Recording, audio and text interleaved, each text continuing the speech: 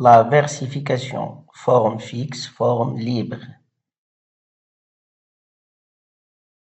Les formes fixes. Les poèmes de forme fixe sont soumis à des structures poétiques régulières, comme le sonnet, l'ode et la ballade. Le sonnet, c'est un poème de 14 vers répartis en deux quatrains et deux tercets. Il est souvent écrit en alexandrin et se termine par une chute. Et voici un exemple d'alexandrin, le dormeur Duval d'Arthur Rimbaud. D'origine italienne, le sonnet est introduit en France par les poètes de la Pléiade.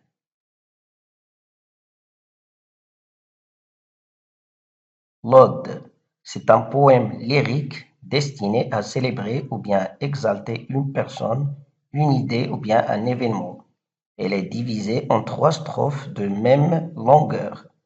Pierre Ronsard est l'un des pionniers qui ont écrit des odes. Un poème composé de 3 strophes de même rime et de même longueur, huitains ou bien dizains, avec un refrain et un envoi. Qu'est-ce qu'un envoi? C'est un quatrain qui reprend les dernières rimes et le refrain. La fable. La fable est un court récit en vers ayant comme fin une sagesse ou bien un enseignement. La plupart des personnages de la fable sont des animaux qui discutent pour défendre une thèse et arriver à une morale. Donc c'est un texte argumentatif en vers qui raconte une histoire pour divertir et instruire en même temps. Par exemple, les fables de Jean de La Fontaine. Parmi les historiettes ou bien les récits des fables de Jean de La Fontaine, le loup et l'agneau, la fourmi et la cigale, le corbeau et le renard, le lièvre et la tortue, le lion et le rat.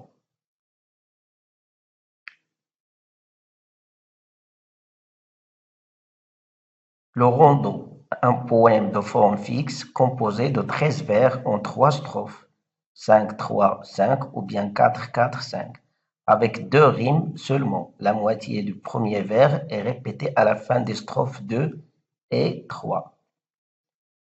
Voir, ou bien par exemple le rondeau de Vincent Voiture, Ma foi c'est fait, ou bien le rondeau de Charles d'Orléans, Le temps a laissé son manteau.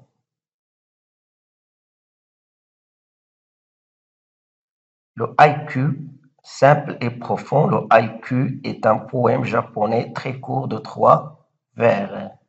Par exemple, le haïku de Matsu Basho. Un vieil étang, une grenouille plonge le bruit de l'eau. Donc, il est composé de 3 vers très courts, mais ayant un sens profond et symbolique. Les calligrammes.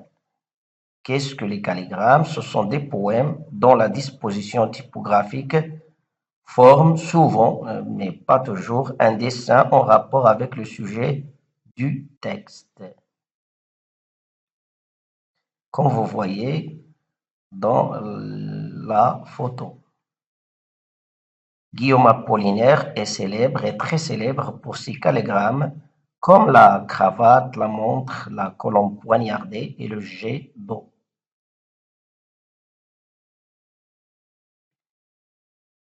Le poème en prose, c'est un texte narratif qui utilise des techniques poétiques comme la métaphore et le rythme, mais sans des contraintes formelles de la versification comme le cas des poèmes.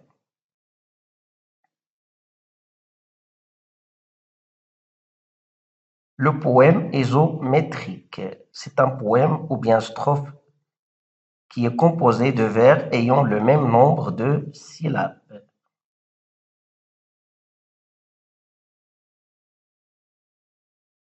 Maintenant, les vers holorimes, ou bien les holorimes, ce sont des vers homophones qui se prononcent de la même façon ou bien qui riment entièrement, comme vous allez voir dans cet exemple. Gall, amant de la reine, à la tour magnanime, Galamond de la Reine à la Tour Magne à Nîmes. Voilà un autre exemple. Aimable M araignée au gris logique est là. Aimable M araignée au gris logique est là. Il s'agit de la même prononciation, ou bien les deux vers riment ensemble comme s'ils sont composés des mêmes lettres et des mêmes syllabes. Finalement, le vers libre, donc pas de structure fixe de syllabes, et le vers blanc, ou bien les vers blancs, ont une structure métrique mais qui ne riment pas et sont utilisés dans la poésie moderne ou bien dans la poésie libre.